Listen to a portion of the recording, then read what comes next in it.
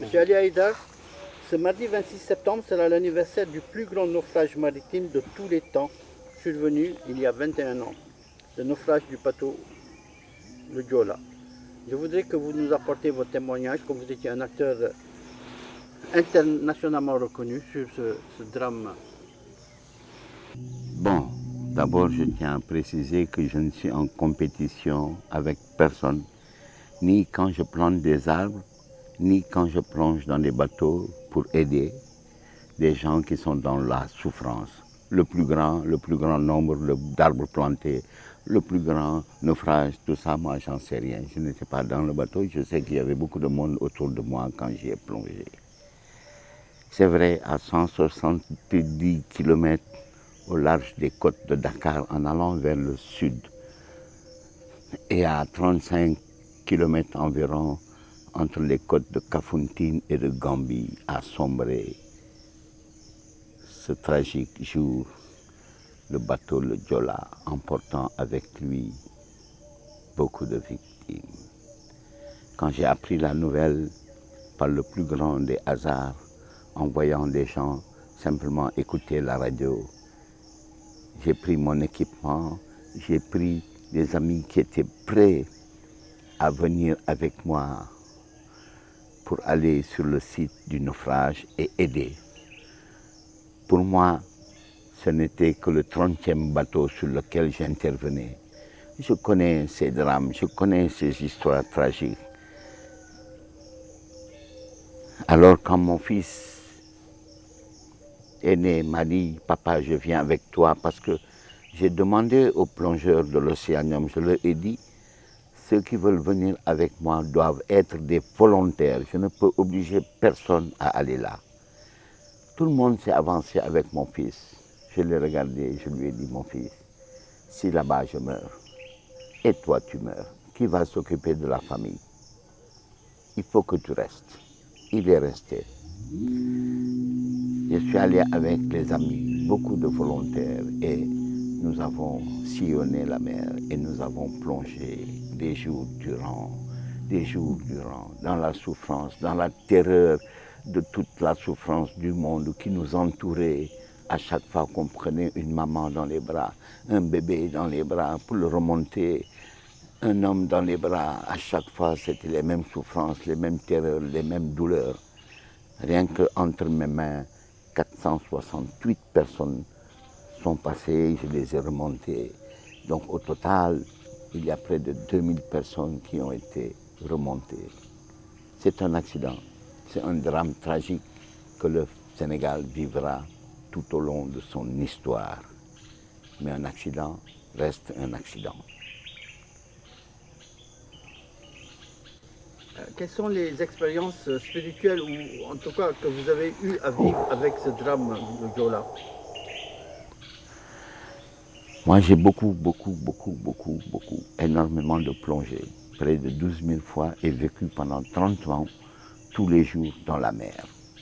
Donc, il s'est développé chez moi une sorte de sonar qui est dans ma tête, qui me décrit les fonds marins, qui me communique ce qui se passe autour de moi quand je suis sous l'eau. Et j'ai beaucoup parlé avec les gens qui étaient là. Beaucoup de souffrance. Et quand j'ai quitté le bateau, après une dizaine de jours de labeur, dans la douleur et la souffrance, un bateau de pêche m'a ramené sur Dakar et j'étais envahi par l'esprit des gens. Un jour, bien après, excusez-moi, un jour bien après, quand j'étais dans ma chambre en train de dormir, j'ai eu la visite de milliers de personnes qui tournaient autour de moi, qui me regardaient avec un regard serein. Il n'y avait aucune violence, il n'y avait aucune peur. Le regard était doux, était serein et dirigé vers moi qui était sur mon lit. J'ai regardé tout cela, ça me semblait comme de la magie, en pleine nuit, dans ma chambre, tout seul, tous ces visages qui tournaient autour de moi, lentement, et qui me regardaient avec un regard doux. Je me suis levé. En les regardant, je suis allé vers l'interrupteur. Je voulais comprendre, je me suis dit, qu'est-ce qui se passe? J'ai allumé la lumière et là, tout a disparu. Le lendemain, au café, j'ai vu dans le journal que c'était l'anniversaire du bateau Le Joola. Alors je me suis dit, ils sont venus me rendre visite. Un autre soir, loin dans la forêt de Casamance, j'ai entendu un écho de chants très doux, un chœur de nombreuses femmes qui avaient un rythme très doux, qui chantaient.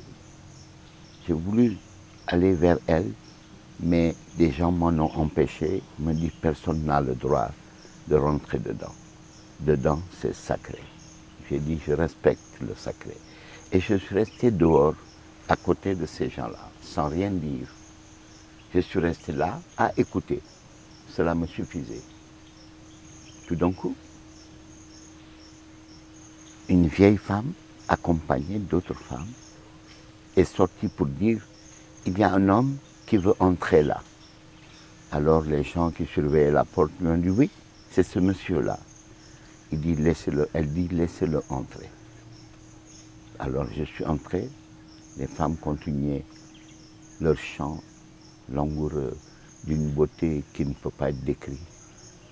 Elles m'ont assis au milieu d'elles et la vieille maman m'a regardé et m'a dit, qui es-tu? Je n'avais pas de réponse à cette question. Je lui ai dit, maman, je suis Ali Haïdar. Simplement, j'ai trouvé très puissant le son que j'ai entendu ici. Et je suis venu demander la permission d'être avec vous. Hélas, cela m'a été interdit, mais voilà que vous êtes venu. Elle m'a dit non. Qui es-tu?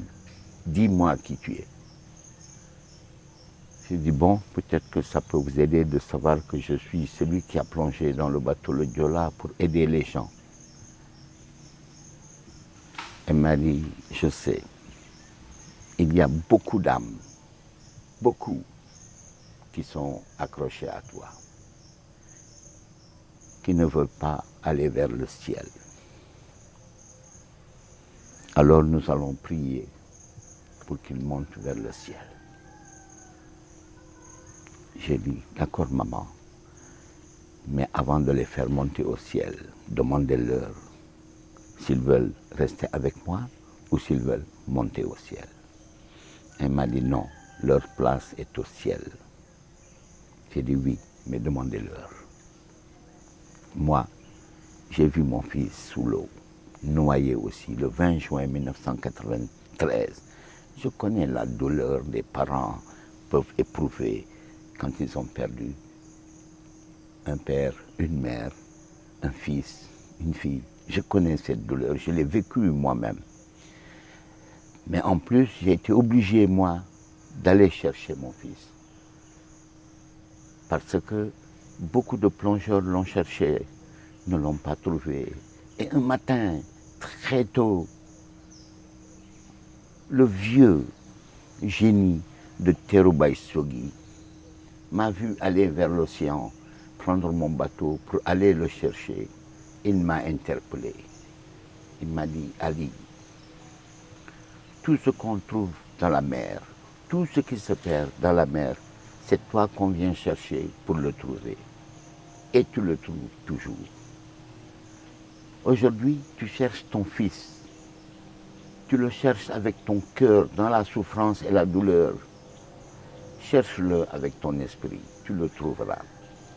Ce matin, encore, je suis allé, vers 5 heures du matin, j'ai quitté, et aux premières lueurs de la journée, le soleil levant, j'étais par près de 25 mètres, 27 mètres, 30 mètres de profondeur.